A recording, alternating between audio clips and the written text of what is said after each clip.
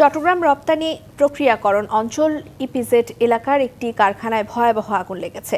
নিয়ন্ত্রণে কাজ করছে ফায়ার সার্ভিসের 16টি ইউনিট। আগুন নিয়ন্ত্রণে যোগ দিয়েছে সেনা, বিমান এবং নৌবাহিনীর সদস্যরাও।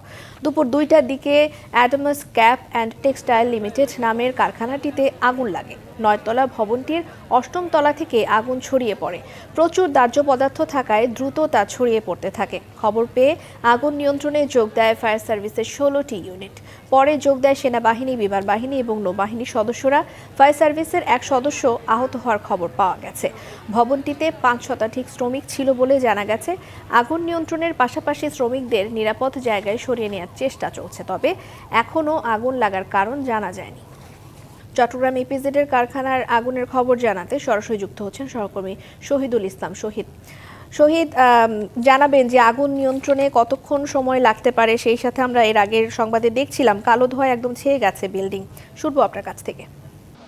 আপনারা দেখতে পাচ্ছেন চট্টগ্রামের ইপিজেড এলাকায় যে আল হামিদ টেক্সটাইল রয়েছে, যেখানে আসলে ভয়াবহ অগ্নিকাণ্ডের ঘটনা ঘটেছে, যেখানে এখনো বর্তমানে আগুন জ্বলছে। সেখানে ফায়ার সার্ভিসের প্রায় 16টা ইউনিট এবং ফায়ার সার্ভিসের 16টা ইউনিট এবং নৌবাহিনী, সেনাবাহিনী, বিমান বাহিনী সহ যে সদস্যরা রয়েছেন সবাই আগুন নিবানোর সর্বাত্মক চেষ্টা করছেন। আপনার যে আল হামিদ টেক্সটাইল যে কারখানার ফ্যাব্রিক কারখানা রয়েছে, সেখানের এখন উপরের তলায় প্রায় 9তলায় আগুন, আর 9তলা আগুন পুরোপুরি আগুন জ্বলে এখন বর্তমানে 8তলায় এবং 7তলায় বর্তমানে আগুন চলছে এবং আগুন জ্বলছে। যে ফায়ার সার্ভিস সেনাবাহিনী ফায়ার সার্ভিসের প্রায় 16টা ইউনিট, এখানে 6টি স্টেশনের 16টা ইউনিট আগুন নেভানোর কাজ করছেন। তাদের সহায়তা করছেন বাংলাদেশ সেনাবাহিনী, বাংলাদেশ বিমান বাহিনী ও নৌবাহিনীর সদস্যরা এখানে এসেছেন। তারা আগুন নেভানোর সর্বাত্মক চেষ্টা করতেছেন এবং পাশাপাশি বাংলাদেশ পুলিশের যে সদস্যরা রয়েছেন তারা স্থানীয়দের এবং এখানকার যে নিরাপত্তা যে ব্যবস্থা রয়েছে সেটা তারা বাংলাদেশ পুলিশ বাহিনী দিয়ে যাচ্ছেন। আমরা দেখতে পাচ্ছি এখন যে আল হামিদ টেক্সটাইল যে ভবনটি রয়েছে সেটা পুরোপুরি 9তলার পুরোপুরি জ্বলছে গেছে এবং এখন বর্তমানে আগুন 8তলায় জ্বলছে, পাশাপাশি 7তলায় আগুন জ্বলছে। আপনি আমার ক্যামেরা লেন্সে দেখতে পাচ্ছেন যে 8তলা এবং 7তলায় আগুন বর্তমানে চলমান রয়েছে। আমরা ফায়ার সার্ভিসের সঙ্গে কথা বলেছি, তবে ফায়ার সার্ভিস আমাদেরকে আগুনের সূত্রপাত এবং হতাহতের ব্যাপারে তারা আমাদের বলতে পারেননি। তারা বলেছেন যে আগুনের সূত্রপাত এবং ঘটনার সূত্রপাত এবং যে হতাহতের ব্যাপারটা সেটা আমরা পরবর্তীতে জানাতে পারবো, যেহেতু এখানে আগুন লেগেছে এবং আমরা এসেছি। আমাদের সাথে ফায়ার সার্ভিস, নৌবাহিনী, বিমান বাহিনী এবং বাংলাদেশ সেনাবাহিনী, বাংলাদেশ পুলিশ বাহিনীর সদস্যরা এখানে সর্বাত্মক চেষ্টা করে যাচ্ছেন। আমরাও সবার সঙ্গে সর্বাত্মক চেষ্টা করতেছি, তবে আমরা পরবর্তীতে আপনাদের আগুনের ব্যাপারে পুরোপুরি তথ্য আপনাদের দিতে পারবো। তবে আমরা যেটা দেখতে পেয়েছি, এখানে আগুন নেভানোর কাজ করতে গিয়ে ফায়ার সার্ভিসের একজন সদস্য আহত হয়েছেন এবং বর্তমানে আগুন জ্বলছে। আগুনের যে তীব্রতা এবং আগুনের যে ধোঁয়া সেটা পুরোপুরি যে এখানকার ইপিজেড এলাকা আছে, যেটা আসলে এখানকার একটা টেক্সটাইল এটা পুরোটা এখানে অনেক কারখানা রয়েছে এবং চট্টগ্রাম শহরের ইপিজেড যে পোশাক কারখানা বলেন, রপ্তানি বলেন এবং এখানকার যে ফ্যাব্রিক্স গোডাউন বলেন, সবগুলো কারখানা এখানে রয়েছে। তবে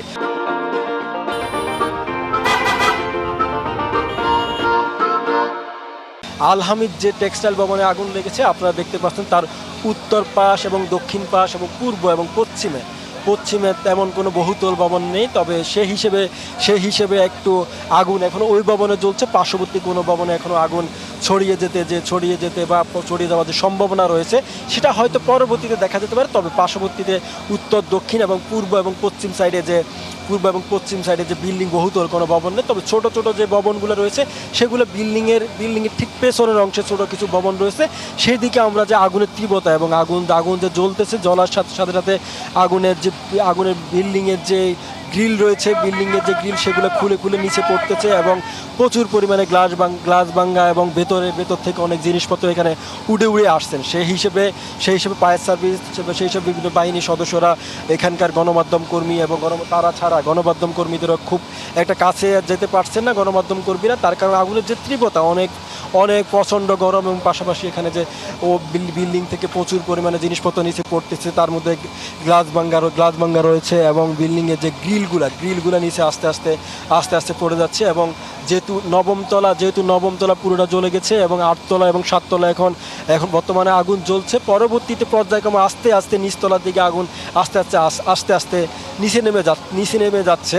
তবে ফায়ার সার্ভিসের লোকজন বিল্ডিংয়ে যখন উত্তর পাশে আগুন নেভানোর চেষ্টা করে তখন দেখা যায় যে বিল্ডিংয়ের দক্ষিণ পাশে আগুন আরও ধাউ ধাউ করে জ্বলছে, পূর্ব পাশে গেলে দেখা যায় পশ্চিম পাশে আরও আগুন জ্বলছে। এইভাবে যে আগুনের তীব্রতা সেটা আসলে কিছুতেই এখনও পর্যন্ত কমানো যাচ্ছে না। তবে আগে থেকে প্রথম দিক থেকে যেহেতু আগুন লাগার যে ঘটনা ঘটে সেটা দুপুর 2টার কিছু সময় পর থেকে আগুন লাগে এবং সেই হিসেবে বলা চলে আগুনের তীব্রতা হচ্ছে আগুন। তবে যেহেতু ফায়ার সার্ভিসের লোকজন আগুন নিয়ন্ত্রণে কাজ করছে, পাশাপাশি বিমান বাহিনী, বাংলাদেশ সেনাবাহিনী, বাংলাদেশ নৌবাহিনীর লোকজন এখানে এসেছেন, তারা আগুন নেভানোর সর্বাত্মক কাজ করছেন।